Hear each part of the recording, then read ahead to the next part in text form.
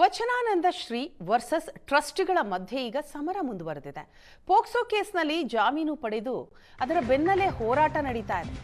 ಟ್ರಸ್ಟಿಗಳ ವಿರುದ್ಧ ವಚನಾನಂದ ಸ್ವಾಮೀಜಿ ಮತ್ತೆ ಸಿಡಿದೆದ್ದಿದ್ದಾರೆ.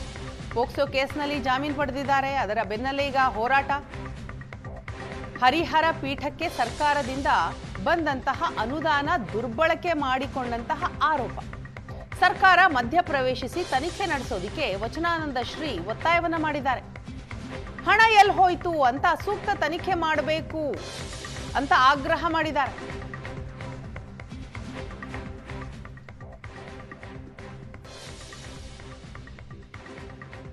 ಇವತ್ತೆಲ್ಲ ನಾಳೆ ಸತ್ಯ ಹೊರಗೆ ಬರ್ತತೆ. ಯಾರು ಹಣ ತೊಗೊಂಡಿದ್ದಾರೆ, ಯಾರು ಮಠದಲ್ಲಿ ಭ್ರಷ್ಟಾಚಾರವನ್ನು ಮಾಡಿದ್ದಾರೆ, ಇದೆಲ್ಲವೂ ನಿಮ್ಮ ಕಣ್ಣು ಮುಂದೆ ಇದೆಯಲ್ಲ. ಸರ್ಕಾರದ ನಾವು ಬಂದ ಮೇಲೆ ಸುಮಾರು 12.5 ಕೋಟಿ ರೂಪಾಯಿ ಬಂದಿದೆ ಅನುದಾನ ಮಟ್ಟಕ್ಕೆ. ಅದರಲ್ಲಿ ಸರ್ಕಾರದ ಯಾವುದೇ ಒಂದು ಅನುದಾನವನ್ನು ತಗೋಬೇಕಾದ್ರೆ ಅಲ್ಲಿ ನಿಯಮಗಳಿದಾವೆ. ಈ ಕಟ್ಟಡವನ್ನು ಇದಕ್ಕೆ ಉಪಯೋಗಿಸ್ಕೋಬೇಕು, ಈ ಹಣವನ್ನು ಇಷ್ಟು ದಿನದಲ್ಲೇ ಇದನ್ನು ಖರ್ಚು ಮಾಡಿ ಬಿಲ್ಡಿಂಗನ್ನು ಕಟ್ಟಬೇಕು ಅಂತ. ಆ ಬಿಲ್ಡಿಂಗೇ ಇಲ್ಲ, ಕೊಟ್ಟದ್ದು ಸರ್ಕಾರದ ಬಗ್ಗೆ ಆಲೋಚನೆ ಮಾಡಬೇಕು. ಜಿಲ್ಲಾಧಿಕಾರಿಗಳು ಅದ್ರ ಬಗ್ಗೆ ಆಲೋಚನೆ ಮಾಡಬೇಕು.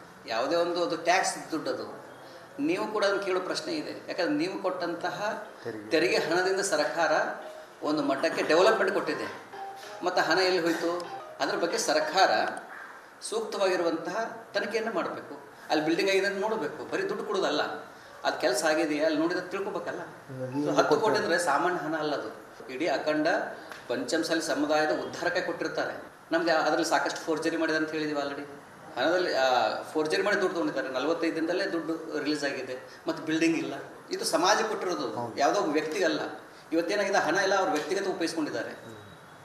ಅದು ಭ್ರಷ್ಟಾಚಾರ ಆಗಿದೆ ಅನ್ನೋದು ಸಂಪೂರ್ಣವಾಗಿ ಕಾಣ್ತದೆ. ಅದಕ್ಕೆ ಈಗ ಲೆಕ್ಕ ಕೇಳುವಂತ ಮಾಡ್ತಾ ಇರೋದು ಗೌಡರು. ಇವಾಗ ಮೂಲ ಉದ್ದೇಶ ಏನಿತ್ತು, ವಿದ್ಯಾರ್ಥಿ ನಿಲಯ. ಈಗ ಇವರೆಲ್ಲ ಸೇರ್ಕೊಂಡು ನೋಡೋದು ಮಠಕ್ಕೆ ವಿದ್ಯಾರ್ಥಿ ನಿಲಯದಂಗೆ ಮಾಡಿದ್ರ. ಸೊ ಅದಕ್ಕೆ ನಾವು ಭಾಳ ಗಟ್ಟಿಯಾಗಿ ಭಾಳ ಸ್ಪಷ್ಟವಾಗಿದ್ದೀವಿ. ಇಂಥ 100 ಬರಲಿ ಇನ್ನೂ ನಮಗೆ, I am ready to face. ಯಾಕೆ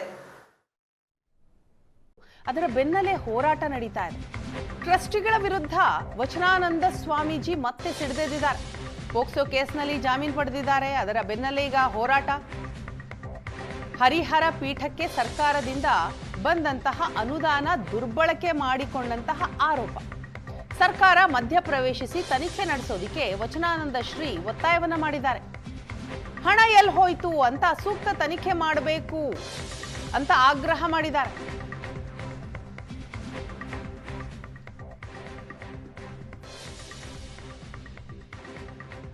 ಇವತ್ತೆಲ್ಲ ನಾಳೆ ಸತ್ಯ ಹೊರಗೆ ಬರ್ತತೆ. ಯಾರು ಹಣ ತೊಗೊಂಡಿದ್ದಾರೆ, ಯಾರು ಮಠದಲ್ಲಿ ಭ್ರಷ್ಟಾಚಾರವನ್ನು ಮಾಡಿದ್ದಾರೆ, ಇದೆಲ್ಲವೂ ನಿಮ್ಮ ಕಣ್ಣು ಮುಂದೆ ಇದೆಯಲ್ಲ. ಸರ್ಕಾರದ ನಾವು ಬಂದ ಮೇಲೆ ಸುಮಾರು 12.5 ಕೋಟಿ ರೂಪಾಯಿ ಬಂದಿದೆ ಅನುದಾನ ಮಟ್ಟಕ್ಕೆ. ಅದರಲ್ಲಿ ಸರ್ಕಾರದ ಯಾವುದೇ ಒಂದು ಅನುದಾನವನ್ನು ತಗೋಬೇಕಾದ್ರೆ ಅಲ್ಲಿ ನಿಯಮಗಳಿದಾವೆ. ಈ ಕಟ್ಟಡವನ್ನು ಇದಕ್ಕೆ ಉಪಯೋಗಿಸ್ಕೋಬೇಕು, ಈ ಹಣವನ್ನು ಇಷ್ಟು ದಿನದಲ್ಲೇ ಇದನ್ನು ಖರ್ಚು ಮಾಡಿ ಬಿಲ್ಡಿಂಗನ್ನು ಕಟ್ಟಬೇಕು ಅಂತ. ಆ ಬಿಲ್ಡಿಂಗೇ ಇಲ್ಲ, ಕೊಟ್ಟದ್ದು ಸರ್ಕಾರದ ಬಗ್ಗೆ ಆಲೋಚನೆ ಮಾಡಬೇಕು. ಜಿಲ್ಲಾಧಿಕಾರಿಗಳು ಅದ್ರ ಬಗ್ಗೆ ಆಲೋಚನೆ ಮಾಡಬೇಕು.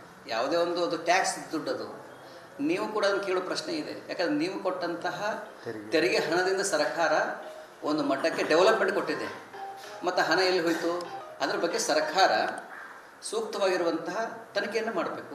ಅಲ್ಲಿ ಬಿಲ್ಡಿಂಗ್ ಆಗಿದೆ ಅಂತ ನೋಡಬೇಕು, ಬರೀ ದುಡ್ಡು ಕೊಡೋದಲ್ಲ, ಅದು ಕೆಲಸ ಆಗಿದೆಯಾ ಅಲ್ಲಿ ನೋಡಿದ್ರೆ ತಿಳ್ಕೊಬೇಕಲ್ಲ. 10 ಕೋಟಿ ಅಂದರೆ ಸಾಮಾನ್ಯ ಹಣ ಅಲ್ಲ, ಅದು ಇಡೀ ಅಖಂಡ ಪಂಚಮಸಾಲಿ ಸಮುದಾಯದ ಉದ್ಧಾರಕ್ಕೆ ಕೊಟ್ಟಿರ್ತಾರೆ. ನಮ್ಗೆ ಅದರಲ್ಲಿ ಸಾಕಷ್ಟು ಫೋರ್ಜರಿ ಮಾಡಿದೆ ಅಂತ ಹೇಳಿದೀವಿ ಆಲ್ರೆಡಿ. ಹಣದಲ್ಲಿ ಫೋರ್ಜರಿ ಮಾಡಿ ದುಡ್ಡು ತೊಗೊಂಡಿದ್ದಾರೆ. 45 ದಿನದಲ್ಲೇ ದುಡ್ಡು ರಿಲೀಸ್ ಆಗಿದೆ, ಮತ್ತು ಬಿಲ್ಡಿಂಗ್ ಇಲ್ಲ. ಇದು ಸಮಾಜ ಕೊಟ್ಟಿರೋದು, ಯಾವುದೋ ಒಬ್ಬ ವ್ಯಕ್ತಿಗಲ್ಲ. ಇವತ್ತೇನಾಗಿದೆ, ಹಣ ಎಲ್ಲ ಅವ್ರ ವ್ಯಕ್ತಿಗತ ಉಪಯೋಗಿಸ್ಕೊಂಡಿದ್ದಾರೆ. ಅದು ಭ್ರಷ್ಟಾಚಾರ ಆಗಿದೆ ಅನ್ನೋದು ಸಂಪೂರ್ಣವಾಗಿ ಕಾಣ್ತದೆ. ಅದಕ್ಕೆ ಈಗ ಲೆಕ್ಕ ಕೇಳುವಂತ ಮಾಡ್ತಾ ಇರೋದು ಗೌಡರು. ಇವಾಗ ಮೂಲ ಉದ್ದೇಶ ಏನಿತ್ತು, ವಿದ್ಯಾರ್ಥಿ ನಿಲಯ. ಈಗ ಇವರೆಲ್ಲ ಸೇರ್ಕೊಂಡು ನೋಡೋದು ಮಠಕ್ಕೆ ವಿದ್ಯಾರ್ಥಿ ನಿಲಯದಂಗೆ ಮಾಡಿದ್ರ. ಸೊ ಅದಕ್ಕೆ ನಾವು ಭಾಳ ಗಟ್ಟಿಯಾಗಿ ಭಾಳ ಸ್ಪಷ್ಟವಾಗಿದ್ದೀವಿ. ಇಂಥ 100 ಬರಲಿ ಇನ್ನೂ ನಮಗೆ, I am ready to face. ಯಾಕೆ